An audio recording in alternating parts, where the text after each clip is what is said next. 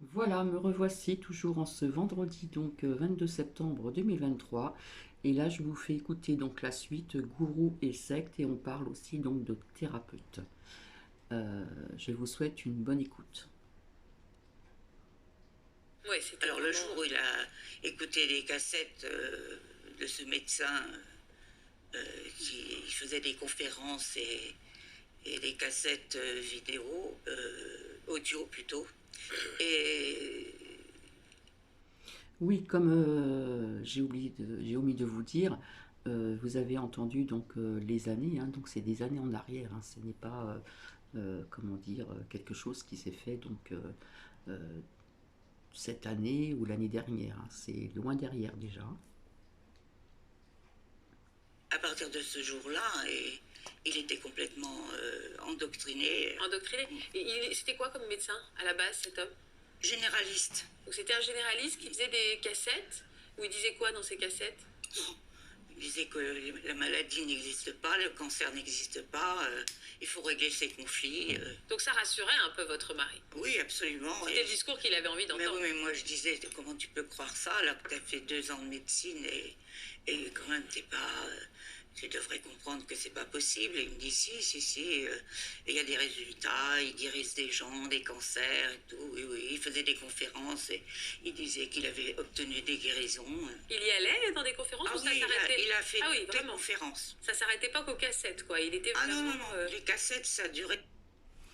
Alors, selon la Miviludes, des dérives sectaires dans le domaine de la santé représentent près de 40% de l'ensemble des signalements.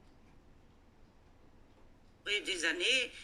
Et bon, tant qu'il était bien portant, je Oui, m'inquiétais ça pas faisait pas de tellement. mal. Ouais, c'était juste Mais le dangereux, jour où je quoi. me disais, si un jour il tombe malade, il va pas se soigner. Et c'est ce qui s'est exactement ce qui passé. est arrivé.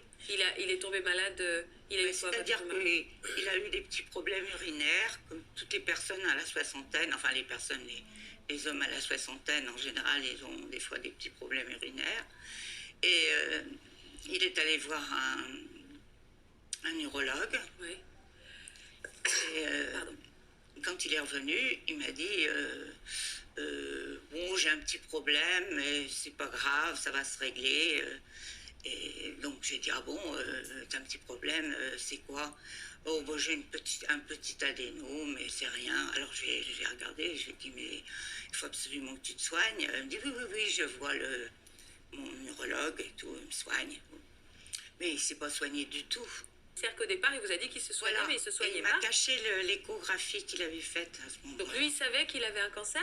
Bah écoutez, c'était inscrit sur ils n'ont pas prononcé le mot cancer, mais il y a des mots qui veulent dire la même chose, quoi, qui veulent dire la même chose.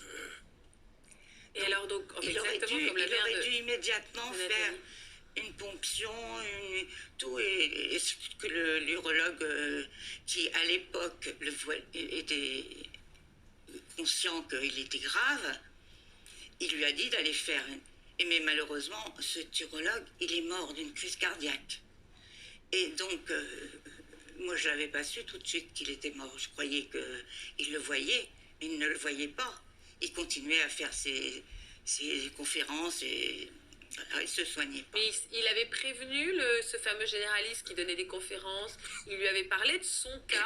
Non, non, non, Ah, non, pas non. du tout. En fait, il n'avait pas un contact direct. C'était pas un de ses patients. Si, c'était pas. Il avait des contacts directs quand il faisait des conférences, parce qu'il y allait toujours, et il lui parlait. Si, il était conscient qu'il avait quelque chose, mais il lui a répondu les cancers de la prostate, c'est pas grave, de toute façon, ça n'existe pas. Il faut régler ton conflit Intérieur. Voilà. Est-ce que c'est en général, tu as eu des gestes incestueux envers tes enfants, tes enfants ou tes petits-enfants. Alors, c'est là quand je lui ai dit, mais tu sais très bien ce que tu as fait, ben, je vois pas pourquoi. Il m'a dit, oh, il n'y a pas que ça, il y a quelquefois, c'est quand on a assisté aux accouchements de sa femme. Il trouvait toujours le moyen pour dire le En fait, conflit, c'était le cancer. l'expression physique Voilà. d'un tort qu'il avait eu dans le passé. Et donc lui, votre mari, se remettait en question. Et Voilà. même assister à votre accouchement, à la naissance de ses enfants, Oui. dans le regard de cet homme-là, c'était répréhensible et ça pouvait justifier un cancer. Ça justifiait peut-être un cancer, mais pas forcément, puisque de toute façon, il disait que c'était pas un cancer, lui. Il disait que c'était un adénome, que c'était pas un cancer. Il était persuadé qu'il n'avait pas de cancer. Non. Et puis, de toute façon, si on lui disait, il répondait, c'est pas grave, je n'ai pas peur. Mais en fait, il vous a menti pendant toute cette période, Oui, en disant il m'a- qu'il allait voir l'urologue, qu'il faisait les Oui, examens, alors en fait, il faisait rien. Il m'a menti, mais pas longtemps, parce que j'ai tout de suite compris. Parce qu'il aurait été, à ce moment-là, faire une visite à l'hôpital. Bien sûr, bien sûr. Vous avez été en colère, vous, Maryse, comme Nathalie, à un moment où vous Oh là là, étiez... oh là là là là. Ma colère, c'était terrible. Mais alors, vous aviez un... Physiquement, vous lui disiez, vous l'agressiez en lui disant, mais va te soigner, Oui, tu oui, alors il souffres me disait, atrocement. c'est toi qui es malade, va te soigner. Va Oui, te donc faire soigner. votre relation à vous a été extrêmement dégradée. Ça a été terrible parce que je suis partie, quelquefois je suis partie chez ma mère qui était en province. J'ai dit, bon, ben, tu vas régler tes problèmes tout seul. Moi, j'en pouvais plus. En plus, j'avais mes filles qui étaient aussi... c'était dangereux étant donné que mes enfants, j'avais des petits-enfants. Ouais. Et quand ils étaient malades, il fallait que je surveille tout le monde, parce que je savais qui mettait le haut là et qui disait ah non, surtout tu vas pas à l'hôpital. Et j'ai eu des problèmes à régler terribles, terribles. Vos filles étaient d'accord avec vous? Oui, mais comme il écoutait ses cassettes dans la voiture, il obligeait ses filles à écouter, évidemment, parce qu'il les emmenait avec lui, parce qu'elles travaillaient au magasin, dans le même magasin que lui, notre magasin. Et il y en a une qui avait été un petit peu Qui avait été un peu sensibilisée oui, à oui, ça, quoi. oui. Et vous avez fini par le forcer à aller voir un médecin? Oui, quand il a commencé à avoir des douleurs épouvantables, il ne dormait pas et moi non plus. Et je lui disais, il faut que tu ailles à l'hôpital, voir un médecin.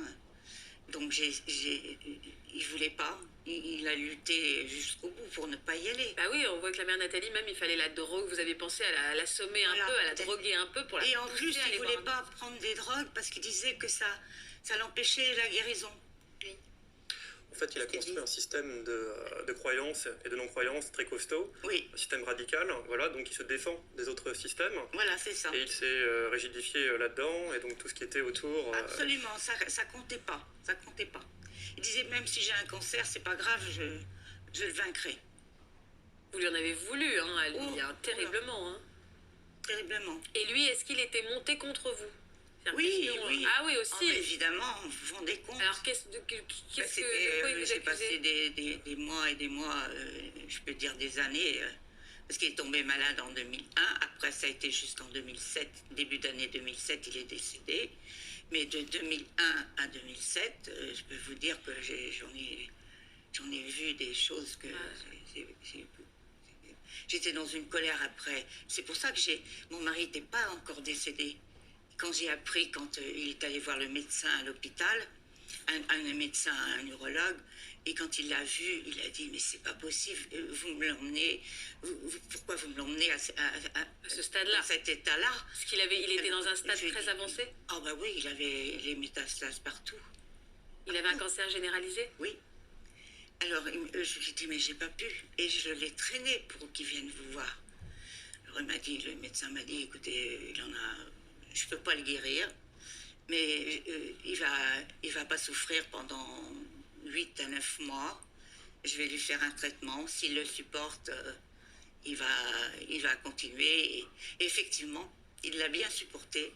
Et il avait pris sans doute qu'il croyait que le fait d'avoir été chez le médecin, Ça le suffisait. fait d'avoir réglé son conflit, il était en phase de guérison. Donc il a repris un peu Poil de la bête. de golf, il a fait des peintures, il a réglé des problèmes, il était très gai et tout. Mais il m'avait dit le médecin 9 mois et peut-être moins.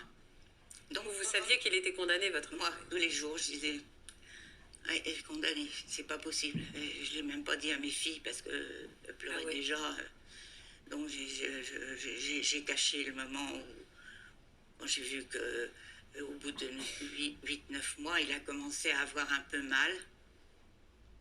Donc je me suis dit, ça y est, c'est le moment où il il va va s'éteindre. retrouver ses douleurs parce que les cellules cancéreuses étaient endormies. Est-ce qu'il a ouvert les yeux sur sa manipulation? Il a eu conscience, votre mari, qu'il avait été manipulé? Parce Oui. que la maman de Nathalie, oui, ça a été un déclic. Il a eu conscience parce que dans son lit, il écrivait beaucoup de choses. Et j'ai trouvé un papier en faisant le lit un jour. Je vais crever victime de mes croyances et de ces marchands d'illusions. Ah oui, donc il avait parfaitement conscience de ce qui s'était Oui, passé. c'est ça. Mais il vous l'a pas dit, il l'a écrit. Si, il me l'a dit après. Il vous l'a dit juste après. avant de mourir. Il m'a demandé pardon parce que j'ai souffert comme c'est pas possible.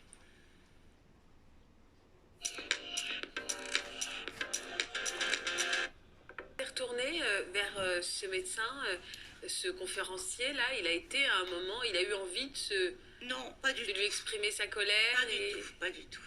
Pas du tout. Mais vous, oui.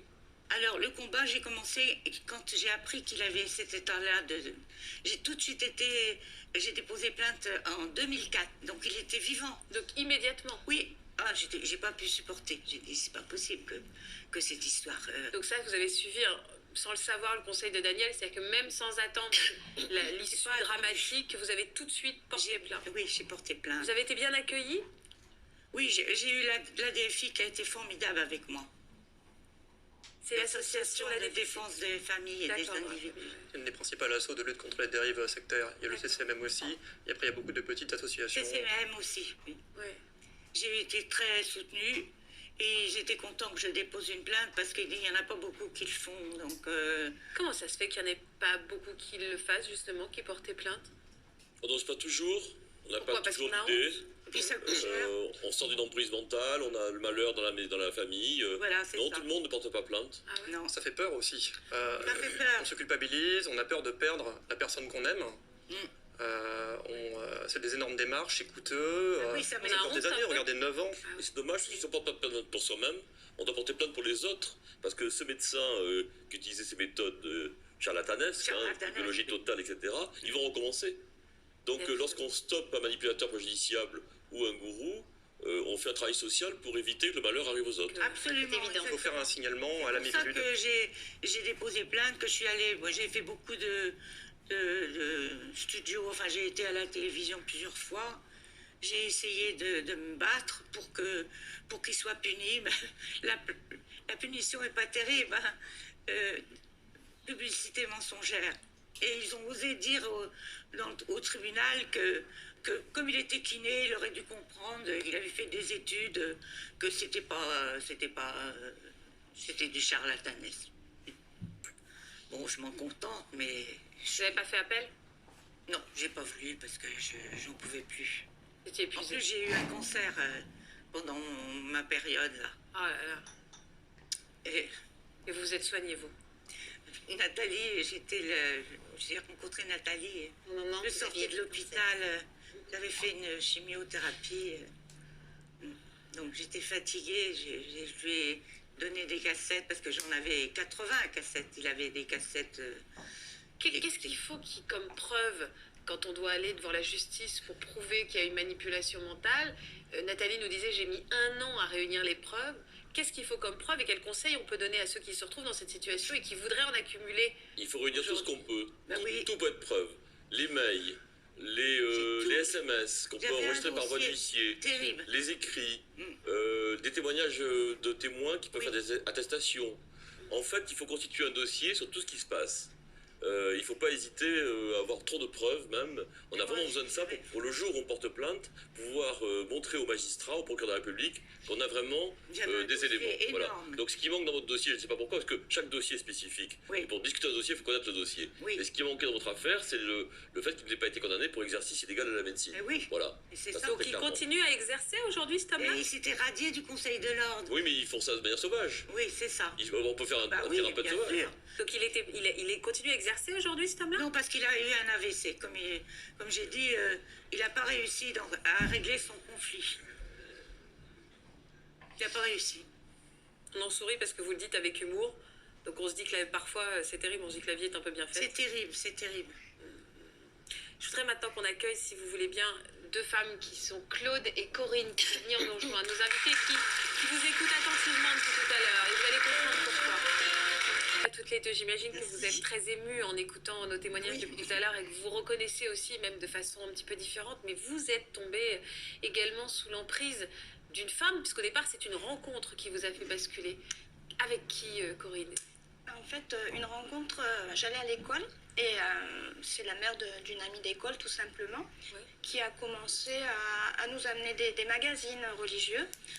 Bon, on n'a pas voulu la contrarier plus que ça, on lui a pris ses magazines sans y prêter attention. Par politesse, oui. Ça n'engageait à rien, il finissait gentiment à la poubelle. Et puis petit à petit, bon, on continue à la voir, mais amicalement, en prenant ses magazines ou ses périodiques comme on veut. Elle croyait que nous les lisions, mais ils partaient à la poubelle. Et puis malheureusement, il y a eu le décès de ma grand-mère qui vivait avec nous. Votre maman, Claude, Oui, qui vivait avec qui vivait avec nous. Mon mari était en déplacement toute la semaine, donc j'étais avec elle constamment. Et un jour, maman est décédée, et ça a fait vraiment un vide autour de moi. Ouais, vous avez été en situation de en faiblesse. Et puis cette femme est arrivée, elle me dit, mais tu sais que tu peux avoir un espoir. Tu pourras la retrouver, ta maman. Ah, c'est terrible ça. Alors bien sûr, quand on est dans ce moment-là, la perte, on s'est dit, mais pourquoi pas? Et elle me dit, mais si tu veux, je peux te montrer certaines choses, te prouver que tu pourras la retrouver. Je te propose donc de venir de temps en temps et de me proposer une étude que j'ai acceptée. Une étude de la Bible. Une étude de la Bible que j'ai acceptée. Mais en fait, elle vous a complètement appâté, vous, dans tout votre chagrin, en vous disant que vous allez pouvoir la retrouver. Et en fait, vous n'avez entendu que ça, quoi. Oui, parce qu'elle a trouvé le mot juste. Parce que jusqu'à là, elle venait m'apporter ces feuillets qui ne m'intéressaient pas du tout. Moi, j'étais baptisée, mais la religion... oui, vous ne pratiquiez pas, c'était un peu abstrait, oui. Mais comme là, j'étais en moment de faiblesse et j'avais le vide autour de moi, je pense qu'elle a senti le moment de m'interpeller. Et comment elle vous a embrigadé toutes les deux? Parce que vous avez commencé à y aller, finalement, à ces rencontres, à ces lectures de Bible. Et moi, j'ai commencé, mais Corinne, elle a vu que je partais, et elle était adolescente, elle m'a dit, maman va à la dérive, et je crois qu'elle est venue pour me contrecarrer, pour me dire, maman, là, tu te trompes. En fait, nous n'y allions pas encore. Elle venait chez nous, elle nous proposait des discussions sur la base de ses magazines, et j'ai vu maman commencer à mettre le nez, à la recevoir de plus en plus souvent à la maison, des temps encadrés, à parler autour de la Bible. Et à 16 ans, j'étais un petit peu plutôt rebelle. Je dis, oula, où maman va? Ouais. Et elle me dit, bah, dis-moi, est-ce que tu veux toi aussi étudier avec ta mère, voir... Et là, je me suis dit, oui, ma cocotte, je vais étudier, mais pour te contredire. J'ai voulu commencer à étudier pour dire, bon, on va voir la faille pour que je puisse prouver à ma mère Sauf que c'était fausse route. Sauf qu'en fait, vous êtes tombée sous emprise aussi. Bah, disons que tous les arguments étaient valables. Je lui demandais, elle me répondait par une question, par une autre question. Je lui demandais, ok, c'est la Bible, je le respecte, c'est le livre le plus ancien, mais comment tu peux me prouver que Dieu existe? Bah, elle m'a dit, tu as une pièce de monnaie sur toi? Oui, je lui sors. Elle m'a dit, ben voilà, regarde cette pièce, montre-moi où est le début, montre-moi où est la fin. Si tu me dis où elle commence, où elle termine, je te dirai comment Dieu est apparu. À nous aussi, je disais, tu vois, tu sens le vent. Mais le vois-tu? Ben Dieu, c'est pareil. Ben Dieu, c'est pareil. Il est là, mais on ne le voit pas. Oui, il y avait une réponse à tout, oui, Benoît. En fait, quand on rentre en opposition frontale avec un gourou, c'est comme faire partie de son cercle, même si on est dans l'opposition. Et le cercle, c'est lui qui le tient, et donc c'est pour ça qu'il avait réussi à vous avoir aussi. Alors ça, c'est des petits exemples. Donc j'ai commencé à étudier, mais la Bible, qui est un livre reconnu, j'ai fait mes recherches à côté de ça, hein, puisqu'il y a eu des événements. Je lui ai dit le déluge, elle me dit, mais regarde, va voir si le déluge a existé. Donc à l'époque, j'avais une encyclopédie Tout l'univers. J'ai fait mes recherches sur la tour de Babel, sur Sodome et Gomorrhe, sur tous les événements relatés dans la Bible, et il y avait réponse à tout, je trouvais trace sur tout. Donc je me suis dit oui. Au fur et à mesure, vous êtes... Au fur et à mesure, j'ai dit, elle n'a pas tort. Mais voyant que j'avais quand même encore un peu de réticence, elle me dit, bon, écoute, moi je ne veux t'influencer en rien. Étudie toutes les religions, regarde, et après tu me diras. Donc, elle me dit, tu verras que toutes les guerres sont dues aux religions. Donc j'ai commencé à regarder toutes les religions. Peu à peu, j'ai vu toutes les guerres d'inquisition, enfin, toutes les guerres qui sont dues aux religions. Mais je dis, mais c'est vrai, elle a raison, la religion est gangrénée.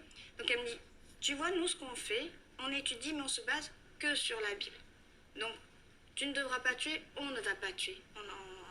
on ne participe à rien de ce monde. Ce monde est gouverné par le diable et par Satan. Il y a une ligne de conduite à avoir et nous, on la dirige. Enfin, nous. La Bible. Et Toujours, puis parce que cette c'était pas nous, communauté, c'était- tout ce qui était extérieur appartenait au diable qui gouverne notre monde actuellement. Et votre père, il réagissait comment? Alors mon père, il faut savoir que mon père était souvent en déplacement, enfin était tout le temps en déplacement. Il partait du lundi matin au samedi, vendredi soir au samedi matin. Donc c'était Donc maman. il s'est pas rendu compte. Non. Puis on a bien caché notre jeu. Parce Ah, que... exprès. Pourquoi? Parce qu'il disait attention, ne parlez pas de nos rencontres à Non, l'extérieur. pas du tout. C'est que mon père, je pense, aurait été farouchement opposé parce que voilà. Donc nous faisions notre petit bonhomme de chemin la semaine. C'est-à-dire Et puis que le mon mari week-end, me quand il faisait revenait- confiance pour l'éducation des enfants, me faisait confiance pour la maison. Et donc, Et en fin de compte, après, il rentrait le week-end, il avait des choses à faire et moi, je me taisais de ce côté-là. bien sûr. Parce que c'était personnel à moi, j'avais un besoin personnel sans pour ça Oui. le donner à tout le monde. Vous vouliez aller au bout de cette démarche-là. Vous avez fini par aller à des réunions après elle soit venue à vous? Après, ça a été qu'elle soit venue à progressif, vous. puisqu'elle nous dit, d'accord, c'est bien beau d'étudier la Bible, mais si tu veux être sauvé de ce monde, il faut agir aussi. Donc, si tu veux, si vous voulez, Oui, si vous voulez. venez voir une première réunion, ça ne vous engage à rien, et Ouais. comme ça, vous verrez. On y va, on a continué, pour l'instant, il n'y a rien d'alarmant en soi, et justement, moi, j'avais un peu d'a priori, je dis, bon, Mais au moins, on va savoir, on va aller voir. savoir.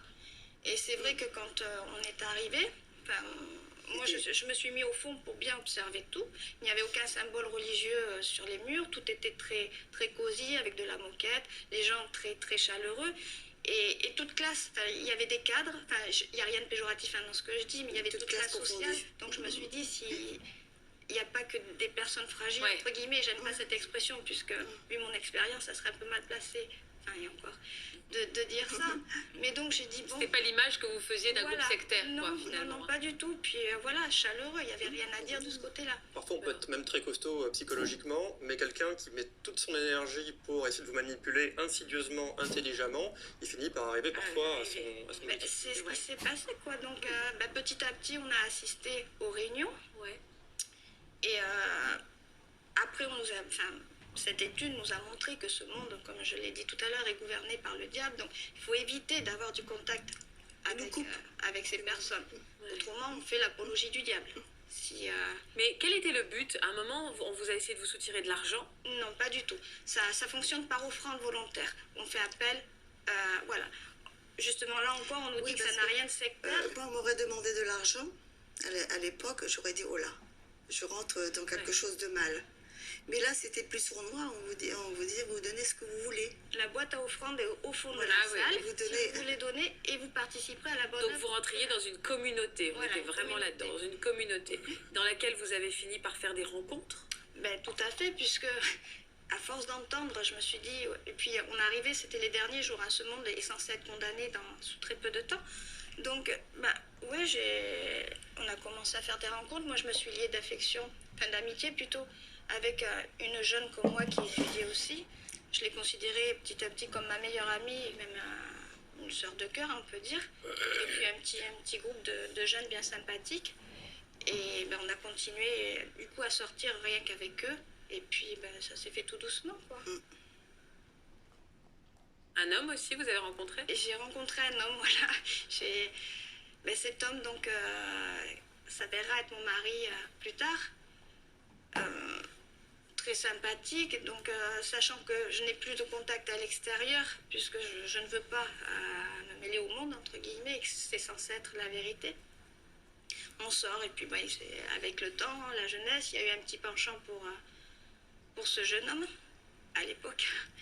Et Parce que vous en aviez envie ou parce que la communauté suggérait que ça serait bien que vous rencontriez quelqu'un dans cette communauté? de toute manière, dans cette communauté, il faut fréquenter que les personnes. de cette communauté. Donc, il n'y avait déjà pas beaucoup de jeunes en soi dans cette communauté. Il était là, je ne vais pas dire ça parce que je ne vais pas renier mon mariage, mais ça limite Parce que la vous donne. vous êtes mariés. Oui. oui, ça limite la donne. Donc, et puis l'amour, je ne connaissais pas. Est-ce que c'est de l'amour? Est-ce que c'est de l'amitié profonde? Pour moi, j'étais encore un petit peu novice dans cette expérience. Ça vous a pas alerté ce mariage assez précoce? Non. Non, En fait, non. vous avez vraiment été embrigadé doucement sans vous rendre compte de toute l'ampleur Sans de la me rendre situation. Ça a été sournois, ça a été Puis je voyais insidieux. ma fille en fin de compte revivre puisqu'elle avait cet ami avec qui elle sortait, ce jeune homme qui venait de lui porter de l'amitié. J'ai dit bon.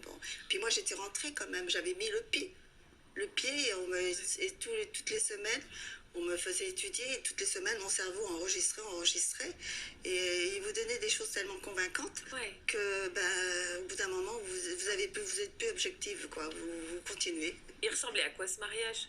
Alors, déjà les fréquentations, je dis ça, les fréquentations ont duré 4 ans. Parce que le mariage, ce doit être le plus pur, il ne doit pas y avoir de relations sexuelles. Avant le mariage, rien. Donc pendant 4 ans, j'ai entendu relations sexuelles, fornication égale impureté, c'est l'apologie du diable. Donc nous sortions, il fallait toujours une tierce personne avec nous, au cas où nous fautions. Donc il y a eu quand même 4 ans avant de franchir le pas du mariage, parce qu'au bout d'un moment, son père avait une place privilégiée au sein de cette communauté. Donc il a dit, mon fils fréquente votre fille, à ma mère, il va falloir penser au mariage.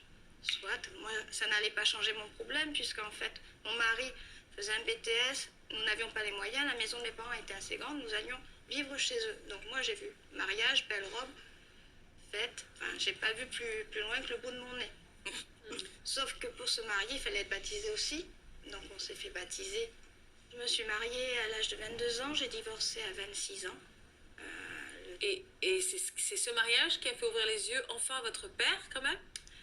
C'est pas le mariage. C'est pas le mariage en lui-même, pardon.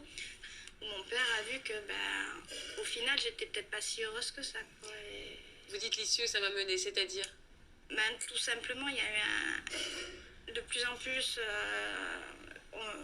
j'étais de plus en plus mal. On m'a mis sous antidépresseurs et anxiolytiques. Interdiction d'aller travailler. Et parce que mal de votre couple, parce que vous n'étiez pas amoureuse ou parce qu'il y avait des choses plus graves au sein de votre couple? Disons qu'on était complètement fermés. Il ne fallait pas avoir de contact dans ce monde. Donc, éviter le cinéma le samedi soir. Il y avait trop de monde.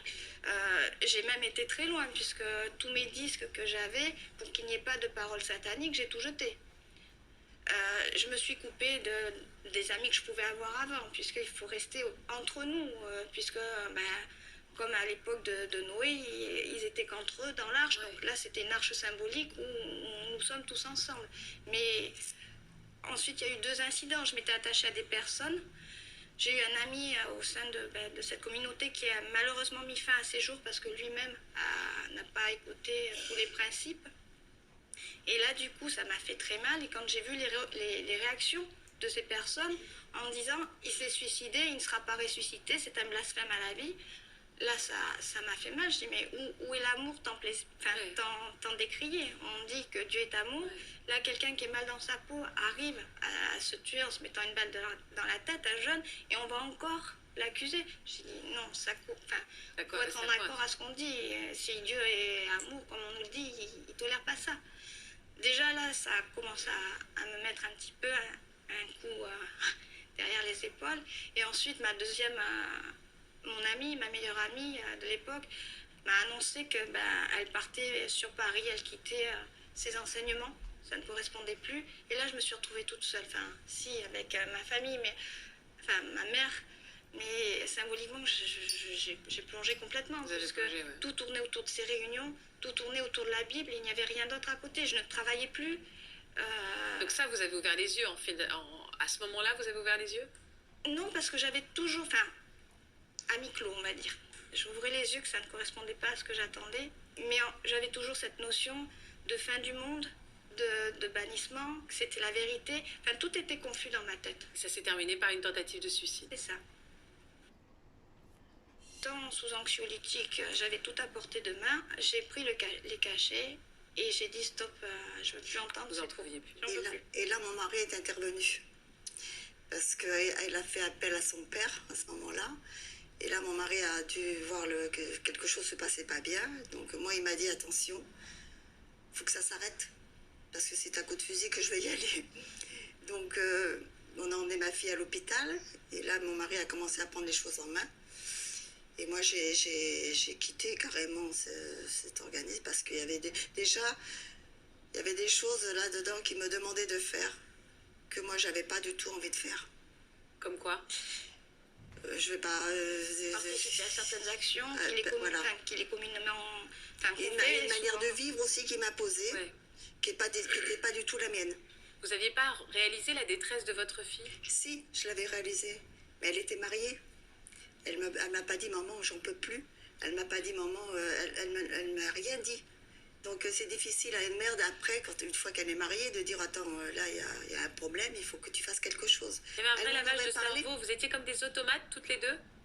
Ah, moi j'étais persuadée, oui, que la fin du monde allait arriver, que j'allais revoir ma grand-mère, que voilà, tous ces paramètres, je les avais bien imprimés. On a vécu quand même une dizaine d'années dedans. Et vous 10 ans, ça fait un impact. Parce que même après, lorsque vous ressortez et vous recommencez à vivre comme les gens normaux, et bien quelquefois vous vous dites c'est bien ou c'est pas bien.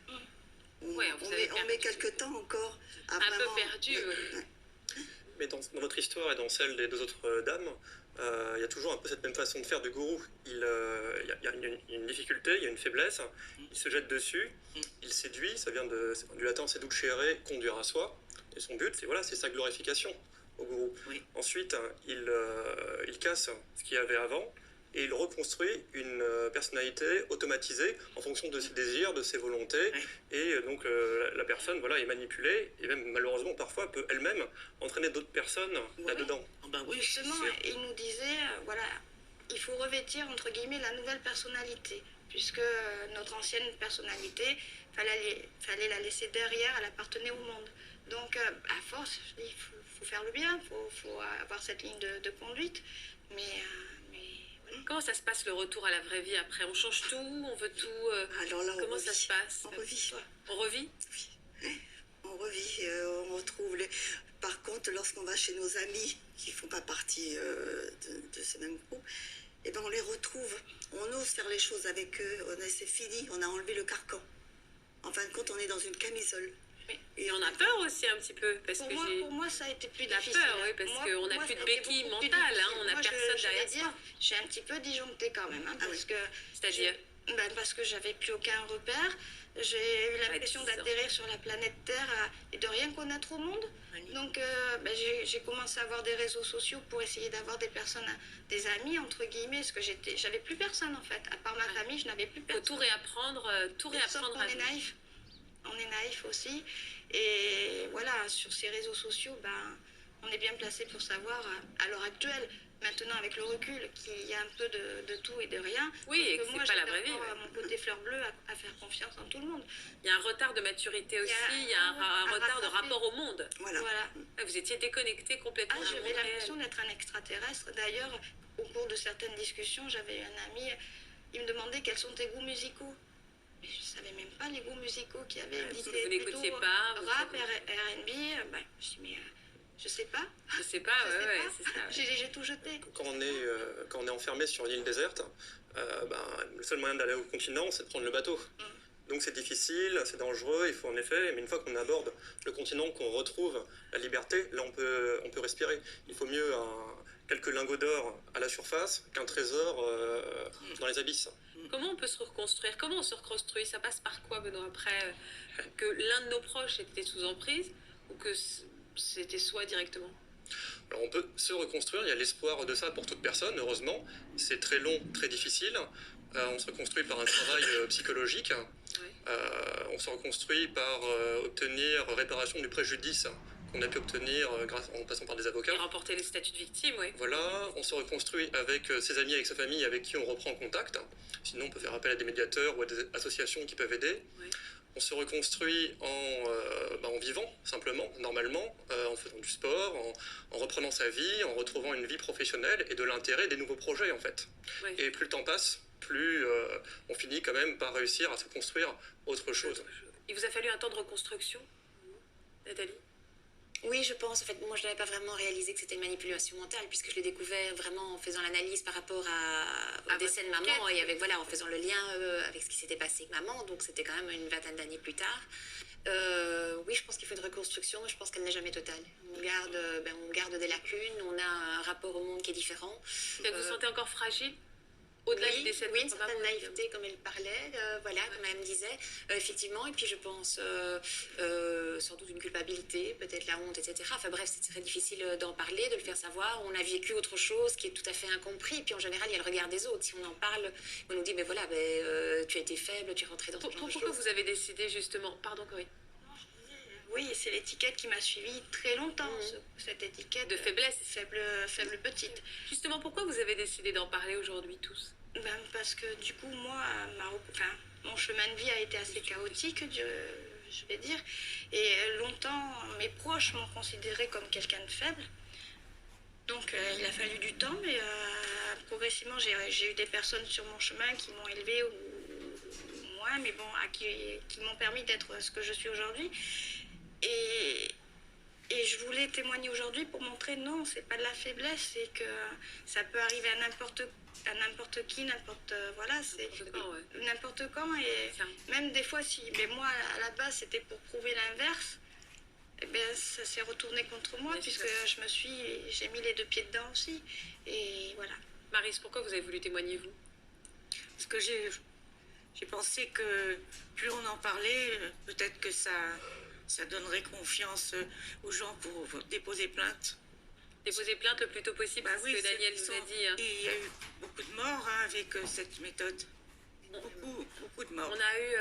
On a beaucoup de messages sur les réseaux sociaux qui parlent des souvenirs induits, des thérapeutes qui implantent de faux souvenirs induits à leurs patients. Vous en avez entendu parler, ça, Maryse? Oui, mais c'est terrible, ça. Moi, j'ai pas eu ce genre de choses.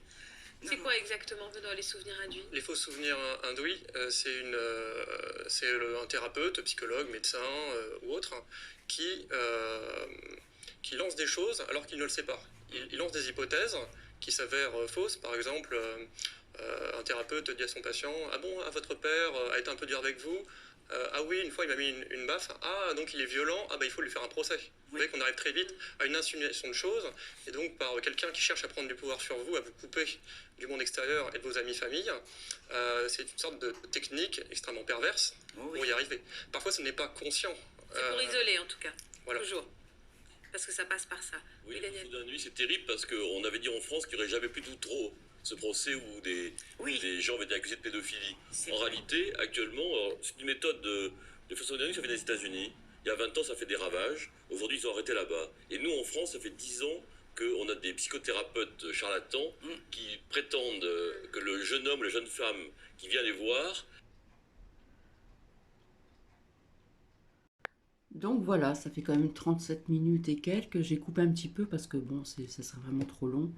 Donc vous voyez, hein, des personnes qui se sont fait donc endoctriner. Voilà, ça existe aussi. Voilà, ben, je vais vous laisser et je vous souhaite une très belle journée. Alors ben là, il pleut. Il pleut un petit peu, voilà, il y a du vent. Oui, c'est quand même un temps d'automne. Voilà, j'espère que cela va vous apporter quelque chose, que ce soit à vous, ou à vos amis, ou à des membres de la famille. Vous voyez un petit peu ces gourous, hein, il faut les appeler comme ils sont, peuvent vraiment endoctriner beaucoup de personnes. Je vous fais des bisous et je vous dis à très bientôt.